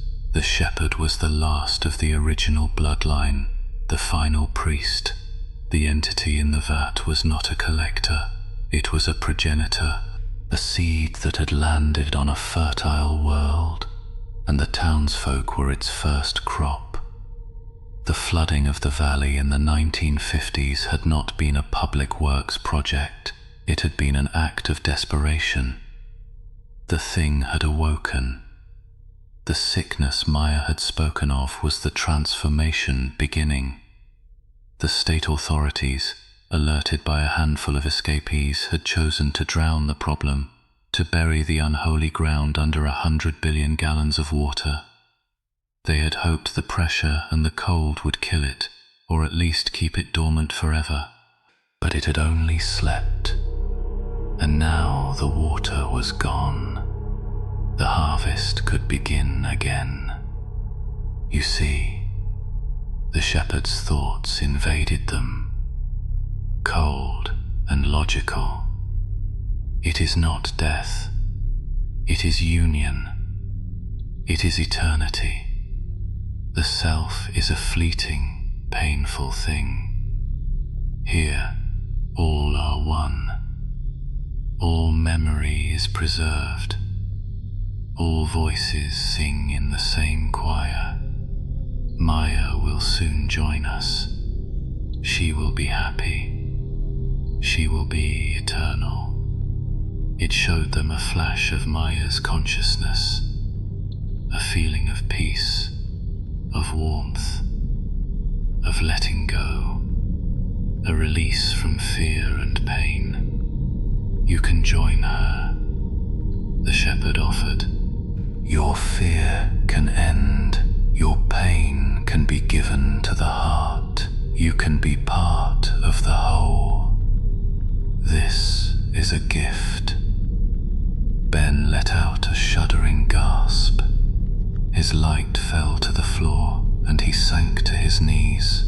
The night of terror, the endless fear had broken him. The promise of an end to it, any end, was a siren song. "No more fear," he whispered, his eyes wide and unfocused. "Just quiet." "Ben, no," Chloe cried, grabbing his arm. "Do not listen to it. It is lying. It is the only truth." The shepherd's thoughts cut in, its focus on Ben. Surrender is peace. Liam looked from Ben's broken form to the pulsating sack that held Maya, then to the monstrous, multi-eyed heart in the vat. He felt the cold, seductive logic of the shepherd's offer, trying to find purchase in his exhausted mind. An end to the terror, an end to the guilt. But then he thought of Maya's face, of her life being stolen, her mind being erased and absorbed into that thing. The rage returned, clean and pure. He raised the axe, its metal edge glinting in the gloom. He focused all his will, all his defiance, into a single thought and projected it back at the creature. "Never." The shepherd recoiled as if struck. The calm, logical flow of its thoughts shattered. A feeling of pure, alien fury blasted through their minds, a psychic shriek that made them stagger and cry out. The featureless face tilted, and the whispers from the heart's many mouths rose into a cacophony of shrieks. "Then you are not worthy," the shepherd's thoughts seared into their brains. "You are only meat." The heart in the vat pulsed violently, a single, massive contraction. The black liquid heaved.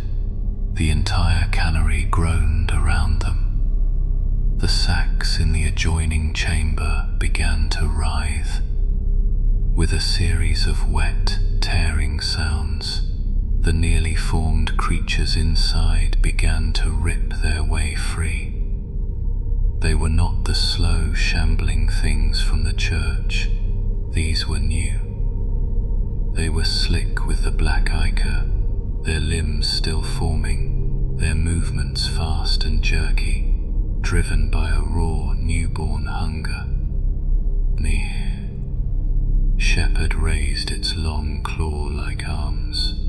Several of the massive tendrils from the heart lifted out of the vat, dripping with black fluid, and slithered across the floor toward them like immense pythons. Ben screamed and scrambled backward, his mind snapping back from the brink. Chloe raised her flashlight, its beam a dying ember. Liam stood his ground, the axe held in a two-handed grip, his knuckles white. They stood at the heart of the nightmare, facing the ancient priest and its brood of newborn monsters, and prepared to fight for the last ragged remnants of their lives. The shepherd's psychic shriek was the starting gun for chaos. The cannery, which had been a place of silent, pulsing dread, erupted into a maelstrom of violence and noise. The newborn creatures, slick with the black ichor of their birth, swarmed from the nursery chamber.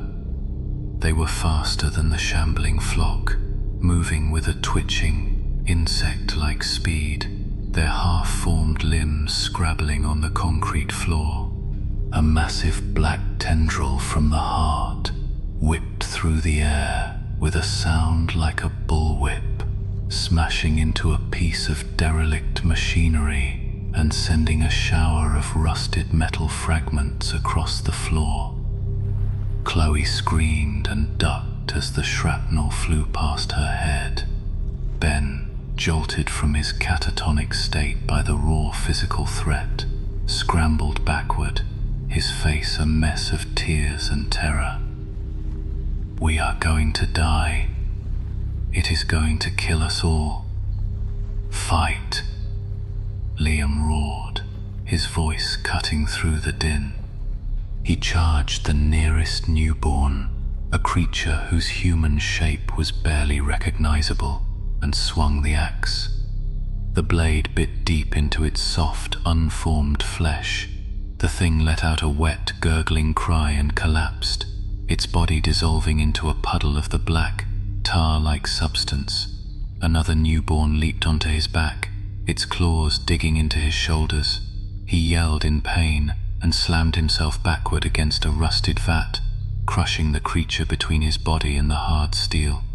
He could feel its unnatural form give way with a sickening crunch. Chloe, seeing Liam beset, acted on pure instinct. She shone her failing light into the eyes of an approaching creature, and it flinched, momentarily blinded. She used the opening to smash the heavy end of the flashlight into the side of its head. There was a wet, cracking sound, and it crumpled to the floor, but there were too many of them. For every one they took down, two more seemed to scrabble out of the darkness, and all the while the massive tendrils from the heart swept through the chamber, trying to separate them, to crush them. One of the tendrils snaked toward Ben, who was cowering behind a fallen metal locker. Liam saw the danger. He threw himself at the tendril, bringing the axe down on it with all his might. The blade cut into the black, rubbery hide, and a thick, viscous fluid, smelling of brine and copper, gushed out. The heart in the vat let out a silent, psychic scream of pain. All the newborn creatures faltered for a half-second, their movements becoming jerky and uncoordinated. Even the shepherd, who had been gliding forward to oversee the slaughter, paused, its featureless head tilting toward the wounded tendril. Liam saw it then, the connection, the creatures, the shepherd, the cannery itself. It was all just an extension of the heart. They were limbs on a single, vast body. He knew with absolute certainty that they could not win by fighting the horde. They had to kill the brain. They had to destroy the heart. His eyes darted upward into the cavernous darkness of the ceiling, and he saw it, a huge, derelict pulley system. A monstrous block of rusted iron gears and hooks hung directly over the center of the vat. It was part of the cannery's old infrastructure, probably used for lifting and lowering massive carcasses or nets of fish. It was suspended by a single thick, rust-eaten chain. It was a weapon. It was their only hope. The ceiling, he screamed at the others over the cacophony. The block. We have to drop it. Chloe followed his gaze, her eyes widening as she understood. How? We will never get up there. I will go, Liam yelled back. There is a service ladder on that main support pillar. You have to buy me time. A diversion. It was a suicidal plan, but it was the only one they had. Chloe nodded, her expression grim. She grabbed Ben by the arm, pulling him to his feet. Ben, she said, with me, we have to draw them away. Ben looked at her, his eyes wild with terror, then at Liam, who was already sprinting for the ladder. The choice was simple: die cowering or die fighting. A flicker of his old self, of the brave and loyal friend Liam had known for years, sparked in his eyes. He gave a sharp, determined nod. Liam scrambled onto the iron ladder, his hands and feet finding purchase on the cold, rusted rungs. He began to climb, the axe hooked onto his belt. Below him, the battle became a focused, desperate gambit. Chloe, using her quick mind, pointed to a tall, unstable-looking piece of pressing machinery. There, push. Together, she and Ben threw their weight against the rusted machine. It groaned, tilted, and then with a great shriek of tortured metal, it toppled over. It crashed down onto two of the newborn creatures, crushing them instantly, and pinned one of the heart's writhing tendrils to the floor. The heart shrieked in pain again, and the remaining creatures were drawn to the motion, swarming the fallen machine. The diversion was working, but the shepherd was not fooled. It ignored the chaos below and turned its smooth, pale face upward toward Liam. It began to move toward the support pillar, gliding over the floor with a terrifying, silent speed. Ben saw it. He saw the shepherd moving to intercept Liam, who was only halfway up the ladder. He saw Chloe, desperately trying to fend off the creatures drawn by their trap. He saw Maya, suspended in her sack. And in that one crystal clear moment of horrifying clarity, Ben made a choice. With a raw, guttural scream that was equal parts terror and defiance, he charged.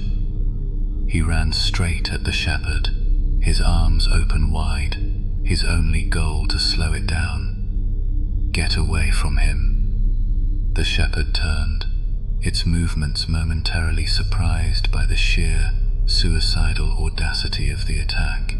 Ben slammed into the creature's thin, unnaturally hard body. It was like hitting a statue made of cold iron. For a single, incredible moment, the ancient priest was knocked off balance. It was all the time Liam needed. It was all the time Ben had left. The shepherd's long, three-jointed arm flashed out. The slender, talon-like finger plunged through Ben's chest with a sickening, wet thud. Ben's charge stopped. His eyes went wide, a look of shocked surprise on his face. He looked down at the black, needle-thin limb protruding from his sternum. A small, sad smile touched his lips. He had done it. He had helped. He slumped forward, a dead weight, and the shepherd cast his body aside with an indifferent flick of its arm. Liam saw it all. A howl of pure grief and rage was torn from his throat. He used that fire, that pain, to fuel his final ascent. He reached the platform at the top of the ladder just as the shepherd began to glide up the pillar after him. He did not have time to find a lever or a wheel. He had only the axe and a few precious seconds. He ran across the narrow catwalk to the spot where the main chain was bolted to a crossbeam. It was thick and pitted with rust, but it was strong. He swung the axe. The blade glanced off with a spray of sparks. He swung again, aiming for the same spot, putting every ounce of his strength, his grief, his entire being into the blow. The metal groaned. A crack appeared in the rusted link. Below, Chloe screamed his name. He risked a glance down. She was on the ground, one of the newborns on top of her, its claws at her throat. The shepherd was halfway up the pillar, closing fast.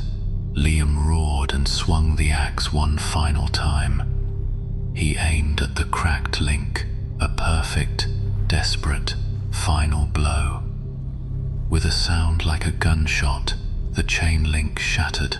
The massive iron block, tons of derelict machinery, was free. It dropped. For a split second, there was silence, and then it crashed into the heart in the vat below. The impact was apocalyptic. The sound was not a splash, but a deep, resonant crunch, as if the world's biggest bone had been snapped in two. The black liquid of the vat erupted upward in a colossal wave, and the heart screamed. It was not a sound any human ear could process. It was a psychic death cry that blasted through their minds, a tidal wave of pure, unadulterated agony. With it came a torrent of memories, 70 years of stolen lives, of drowned fears, of lonely whispers. They felt the terror of the last townsfolk. They felt the cold, patient waiting under the water. They felt the eons of slumber under the earth. They felt it all as the vast, ancient consciousness was torn apart.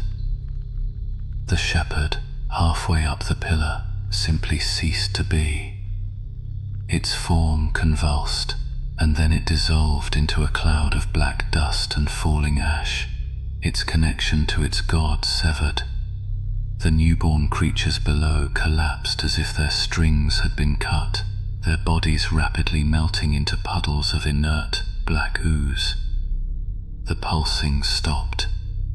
The strange, internal light of the cannery died.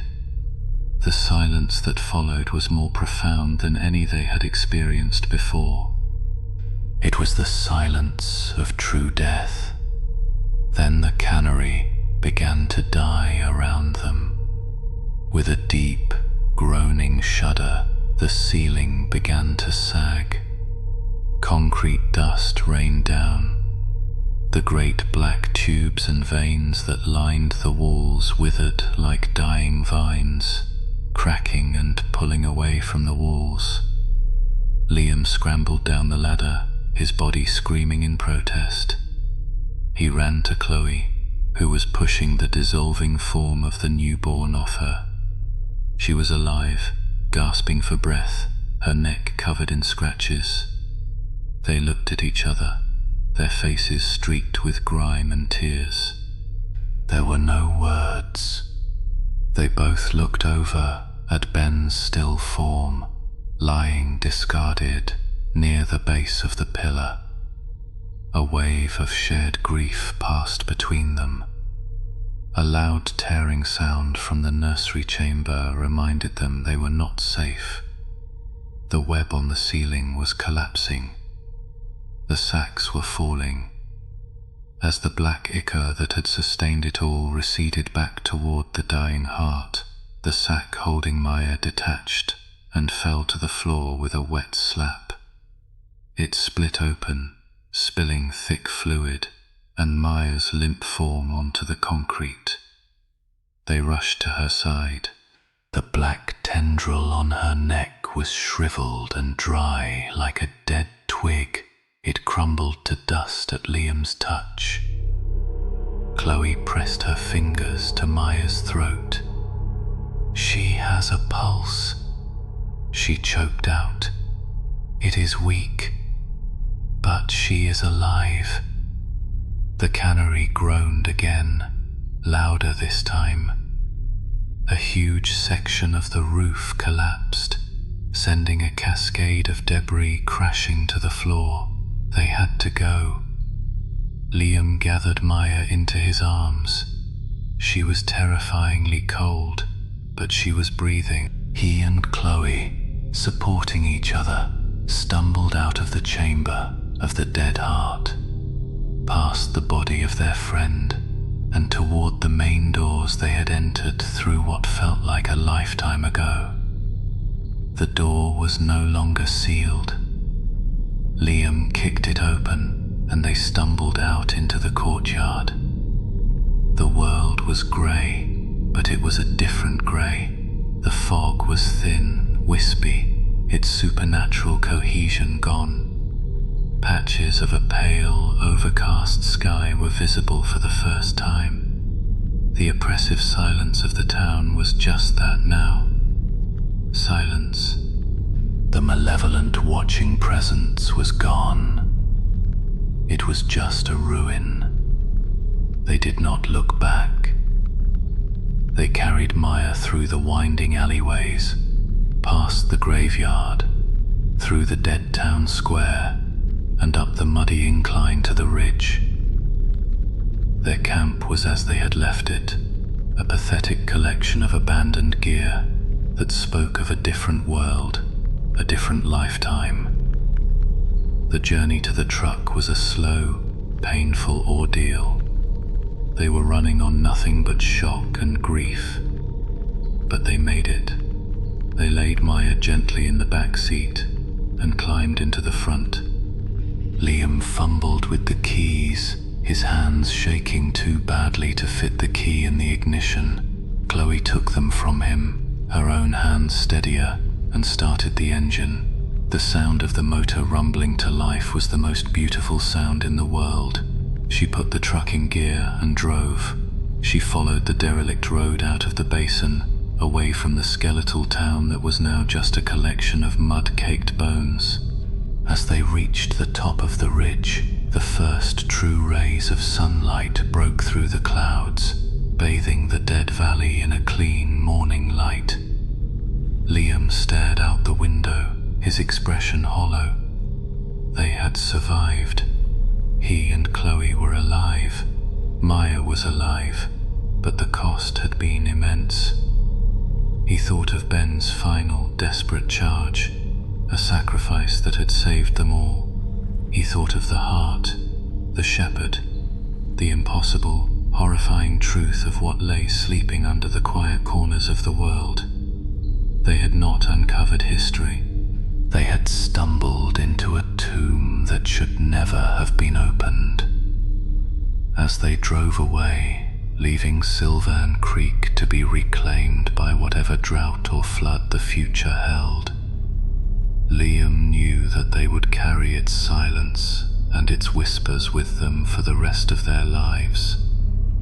The story of the terror would be told, but it would be their own. A nightmare they had survived, but one they would never truly escape.